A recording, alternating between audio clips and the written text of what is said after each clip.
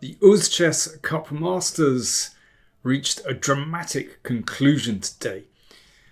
So let me take you through the crucial last round game between Nodibek Abdusattorov, who was leading going into this final round, and Ramesh Babu Praggnanandhaa, who was a point behind him. So Prag had every reason to go for a win.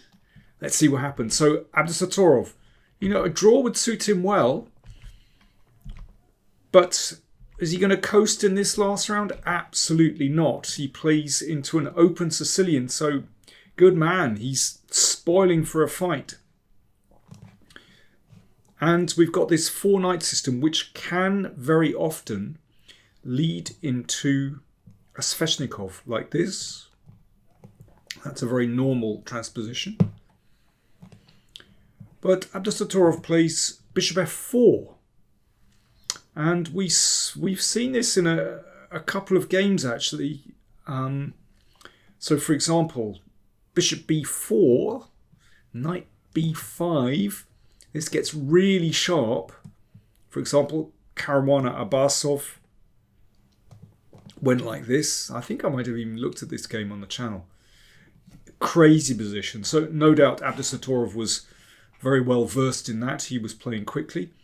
But Prag played d6, and again this invites white to go in for a Sveshnikov variation after knight b5, which just about forces e5 and then bishop g5. But it's very interesting. Abdusattorov doesn't want to run along those very well-known lines. Instead he plays bishop b5. And after bishop d, so obviously a threat to take here, and after bishop d7, he simply exchanged on c6. Now, very often, this kind of exchange can be really beneficial for black because these centre pawns have the potential to roll down the board and to dominate the position for black. However, this is a tricky situation because there's pressure on these pawns. So the game went e5, bishop g5. I mean, in the old days, one would never take on c6. But it seems to be quite a popular way of playing in several open Sicilians at the moment. And looking at the clock times with Abdusattorov playing really very quickly, he'd obviously prepared this. And the computer doesn't dislike this for white. So black would like to develop normally with bishop e7, but there's a problem. Because after the exchange here, then white wins a very safe pawn. And if g takes f6, that's a lovely position for white. Queen in a really aggressive position. And yeah, it's not clear what's going to happen with these pawns. They're not advancing fast, not with the king in the middle. So Prag played h6. I should say he was the one consuming a lot of time around this point. And this was exchanged off. So Abdusattorov giving up one of his bishops for a knight, that's risky because in the long term the two bishops could work very powerfully together. However, white has really rapid development here. And with the queen on f6, it's a slightly awkward position for the queen tactically, actually. So, for example, if black develops normally with bishop e7, then queen a6 hits this pawn. And you can take on a7, still not possible for black to castle. I mean, that's quite safe actually for white. So that's why Prag played a5, preventing the queen coming in. And castles from Abdusattorov. He could already attack that pawn with this. And, for example, play like this. And play knight d5. Because if that's taken, then white pins and wins. So this is quite an interesting way for white to play, actually. But this was Abdusattorov's first big think, actually. He played castles queenside. So if queen takes f2, well, I think that would be very nice for white, because suddenly there's an attack on the f-file. So bishop e7, it's about time the king got out. Rook f1, castles. And Abdusattorov played g3 very quickly, looking to play f4. Well, that's a very double-edged move, as we're going to see. I mean, it's possible to play this knight move again. And after that's taken, well, this is pretty unclear. But, I mean, black should be all right in this kind of position, because these open lines and potentially, you know, open diagonal here do give black some pretty good play. But that's, I mean, it's a very messy position. Anyway, g3 played, rook b8. So this is another reason why often taking on c6 is frowned upon, because suddenly black has play on the semi-open b file.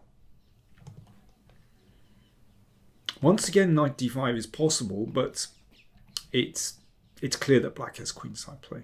So f4, very double-edged move, because you can see potentially this diagonal opens and the rook and the queen converge on b2. Rook b4. So black preparing to double, or the rook might come here, or, you know, even some kind of sacrifice. Queen a6.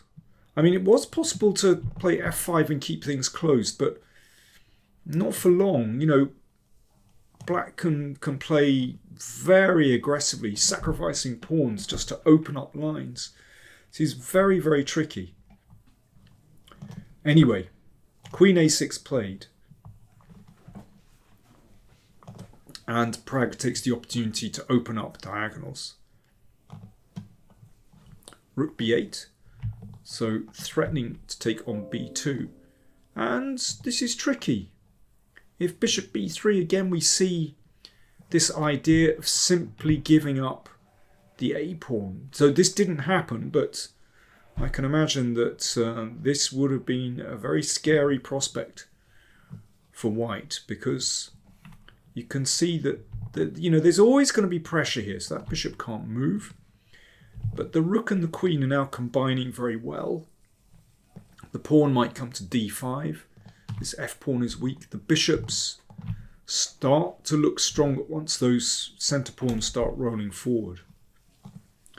So e5 from Abdusattorov. Obviously there's a pin here. Queen f5. E takes d6, so that could be potentially a very strong passed pawn.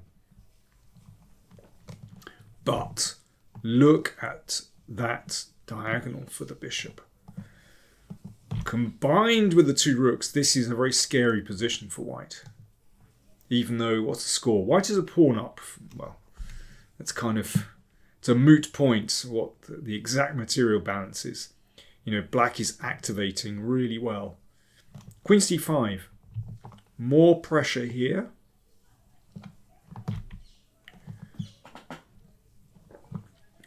And it's really not simple for white to hold this position together when, you know, there's moves like this and bishop f5 and bishop g4 in the air. Rook e1. So that allows black to take on c3. Probably Abdusattorov was a little bit relieved at that beautiful dark square bishop disappearing from the board. And he brought the queen back to d3. Okay, I think we need a think and drink moment. So, black to play. How would you play this one if you were black? Okay, cheers.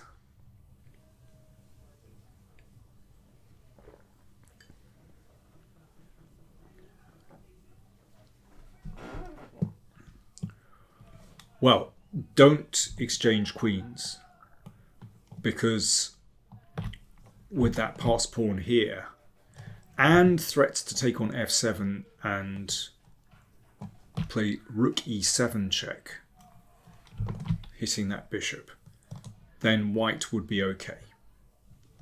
But there's a neat little switch. Queen a1 check. This is the game continuation. And the queen comes back to f6. So 2 threats. To take the f-pawn and also rook d4, winning the queen. And basically white doesn't have a good response here. So the game went c3. Well, that stops rook d4. In fact, well, it's possible to take here, but that's a stronger move. And the queen simply doesn't have a good move. For example, if queen g3, then black picks up that dangerous pawn and then takes that one. So black is now 2 pawns up. Likewise, queen e3, that one drops. And this, in fact, gets even worse as this sacrifice is so strong. Well, okay, let me just show you that one. And that's checkmate. Very powerful bishop on f5. So at this point, Abdusattorov decided to give up the queen. It's possible to take straight away, but he threw in a rook d4 check. And then took the queen. So the material balance is, well, these are white's pawns. There are 5 of them. So it's rook and bishop against queen. But look at white's pawns. I mean, they're absolutely dreadful. And Pragg picked off that one to start with. So it's now queen and pawn against rook and bishop. So he just has a winning material advantage. And little by little, he just worked his way in. Abdusattorov is hanging on for the moment. Basically, with these checks, Pragg is reaching the time control, which was at move 40. It's a classical game. I should say the time control is 90 minutes plus 30 seconds.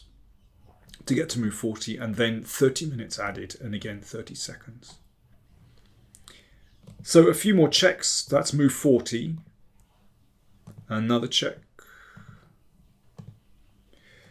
And at this point, Pragg has to decide to do something. He needs to be able to move the rook in. But if the rook moves up, then rook e8 is checkmate. So he worked out this solution.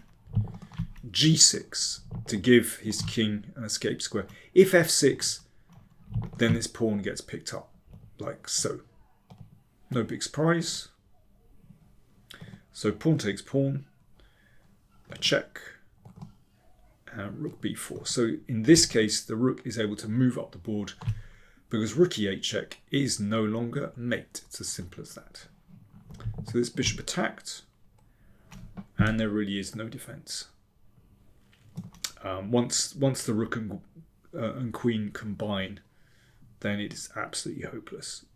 So yeah, for example here, then let me see what's the simplest.